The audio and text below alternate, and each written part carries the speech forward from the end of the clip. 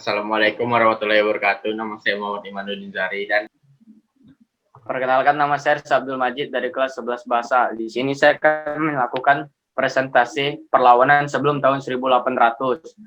Di sini saya akan menyampaikan 4 perlawanan. Pertama, perlawanan rakyat Makassar. Yang kedua, perlawanan rakyat Banten. Yang ketiga, perlawanan rakyat Mataram. Dan yang keempat, perlawanan rakyat Demak. Sebelum itu, saya menyampaikan perlawanan rakyat Makassar terlebih dahulu. Perlawanan rakyat Makassar dipimpin oleh Sultan Hasanuddin. Konflik memudahkan VOC mendapatkan Makassar, di mana sebagai tempat perdagangan 1660 sampai 1677.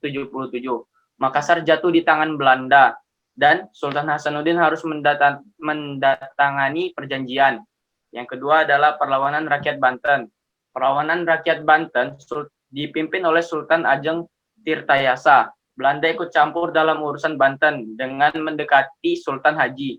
1596 sampai 1618, Banten dengan bantuan VOC, Sultan Haji memperoleh tahtanya kembali dengan imbalan menyerahkan sebagian wilayah Banten kepada VOC.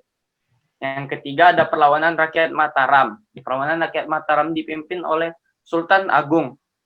Dia ingin mengalahkan VOC pada tahun 1618 sampai 1629. Batavia mengalami kekalahan karena pasukan tersebut belum matang dan tidak dapat kerjasama dengan kerajaan lain. Yang keempat ada perlawanan rakyat Demak. Malaka jatuh ke tangan Portugis 1911. Kehadiran Portugis di Malaka merupakan ancaman bagi kerajaan Demak di Pulau Jawa. Untuk mengatasi keadaan tersebut, maka pada tahun 1513, Demak melakukan penyerangan terhadap Portugis di Malaka yang dipimpin oleh Adipati Unus atau terkenal sebagai Pangeran Sabranglor. selanjutnya saya akan mempresentasikan tentang perlawanan setelah tahun 1800.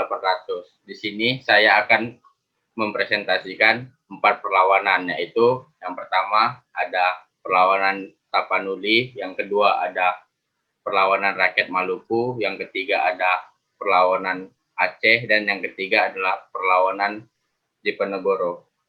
Yang pertama adalah perlawanan Tapanuli. Penyebab terjadinya perang Tapanuli ada 2, yaitu sebab umum dan sebab khusus. Yang pertama sebab umum, karena adanya tantangan dari Raja Batak Tapanuli yang masih menganut agama Batak kuno atas penyebaran agama Kristen di Tapanuli. Adanya siasat Belanda dengan menggunakan gerakan Zending untuk menguasai daerah Tapanuli. Yang kedua, sebab khusus perang Tapanuli. Penolakan Raja Sisingamangaraja ke-12 atas penyebaran agama Kristen di Tapanuli. Perang Tapanuli 1878 sampai dengan 1907 terjadi karena kebijakan Belanda di Nusantara. Dan berlaku di Tapanuli membuat rakyat mengalami penderitaan yang sangat hebat. Dan dalam pelaksanaannya, banyak penduduk pribumi yang dipaksakan untuk menyewakan tanahnya dengan harga murah. Untuk itu, Sisingamangaraja mengadakan perlawanan terhadap Belanda. Tokoh yang berperan penting dalam perang Tapanuli ini ada 4, yaitu yang pertama Raja Sisingamangaraja yang ke-12, kedua Van Daalen, ketiga Kapten Han Christoffel, dan keempat Pendeta Nommensen. Jalannya perang Tapanuli, akibat puncak meledak perang ini di mana-mana orang dari Sisingamangaraja membakar zeding-zeding dan juga membakar rumah-rumah. Hal ini juga dipacu oleh pihak Belanda, di mana terdengar bahwa pasukan Sisingamangaraja 12 dengan bantuan Aceh telah siap untuk perang di Selindung. Sehingga inilah yang menyebabkan Belanda panas dan langsung pergi ke Selindung untuk menyelamatkan rakyat yang beragama Kristen di sana. Pasukan militer Belanda disambut oleh Sisingamangaraja dengan pernyataan perang, maka tahun itu juga meletus perang di Selindung. Akhir dari perang Tapanuli, dengan adanya gugurnya Sisingamangaraja, maka seluruh daerah Batak menjadi milik Belanda. Sejak saat itu, sistem kerja rodi di daerah itu merajalela. struktur tradisional masyarakat semakin lama semakin runtuh. Selanjutnya adalah perlawanan rakyat Maluku. Yang pertama ada latar belakang perlawanan rakyat Maluku mengusir Belanda. Karena adanya praktik monopoli dan sistem pelayaran hongi yang membuat rakyat sengsara, Belanda melaksanakan sistem menyerah wajib sebagian hasil bumi rempah-rempah kepada VOC. Company juga melangsungkan sistem pelayaran hongi. Dengan cara itu, para birokrat company dapat menginspeksi satu persatu pulau-pulau di Maluku yang bertujuan untuk menjaga keberlangsungan monopoli tersebut. Rempah-rempah, company juga punya hak ekstirpasi, yaitu hak memusnahkan pohon pala dan cengkeh jika harganya turun. Kedua, kronologi perlawanan rakyat Maluku muncul pada tahun 1635 di bawah pimpinan Kakiali, Kapitan Hitu. Saat itu, Kakiati tewas terbunuh. Perjuangannya dilanjutkan oleh Kapitan Tuluk Besi. Perlawanan ini baru dapat dipadamkan pada tahun 1648. Sampai akhir abad 1000 ke 1800 tak terdengar lagi perlawanan pada VOC.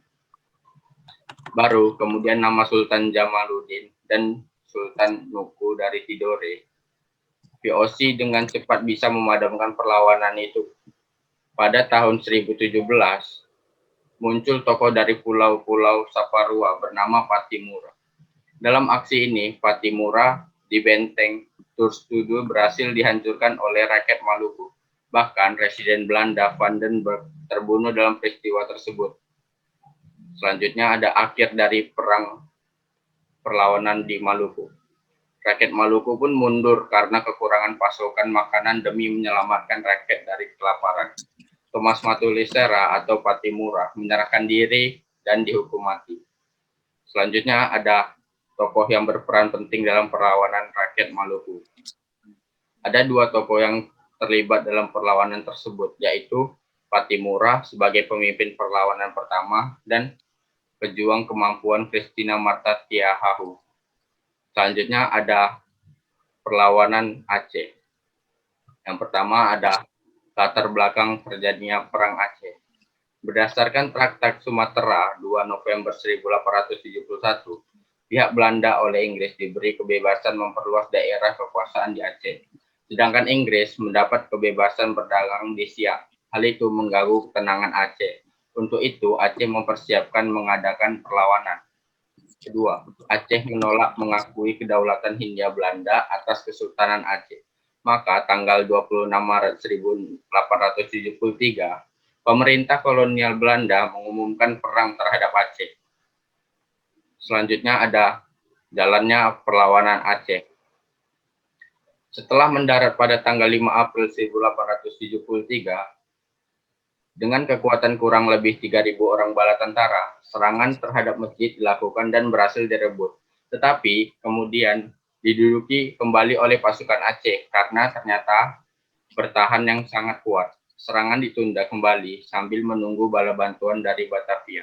Akhirnya penyerbuan tak diteruskan. Malahan ekspedisi ditarik kembali.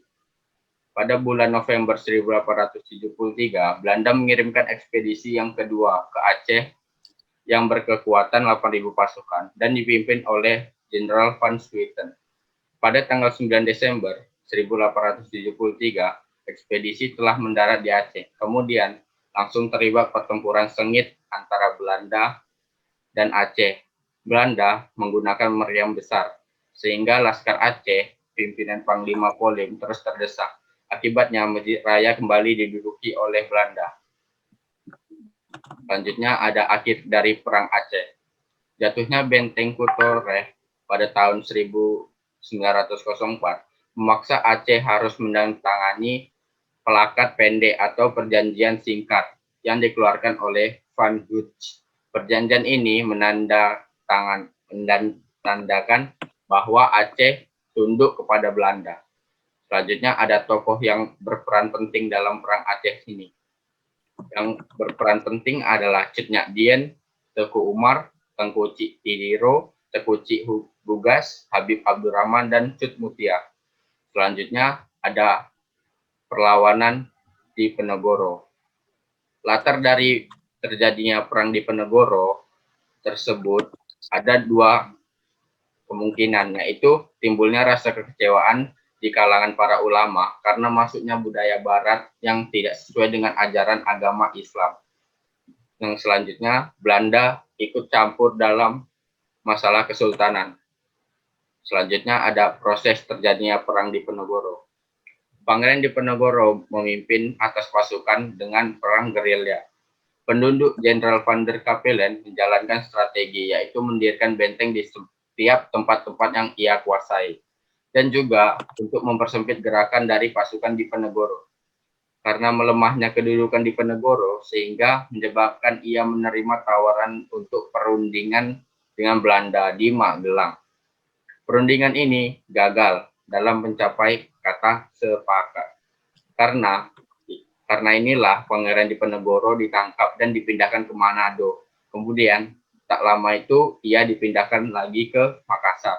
Perang ini berlangsung selama 5 tahun dan membawa dampak yang sangat besar kepada wilayah Yogyakarta dan Surakarta. Dan banyak menguras kas dari Belanda. Selanjutnya ada akhir dari Perang Diponegoro. Untuk menghadapi Perang Diponegoro, Belanda harus menarik pasukan yang dipakai untuk perang di Sumatera Barat. Pada saat itu, Belanda sedang menghadapi perang besar, yaitu Perang Padre. Namun, akhirnya Belanda harus melawan kedua belah pihak itu dan belakangan bersatu untuk kembali menyerang kolonial Belanda. Berakhirnya Perang Jawa menjadi akhir dari perlawanan dari seluruh bangsawan Jawa pada waktu itu. Setelah perang ini berakhir, maka jumlah penduduk menyusut. Sekian dari saya. Sekian dari kami. Kami akhiri. Wassalamualaikum warahmatullahi wabarakatuh. Terima kasih. Terima kasih.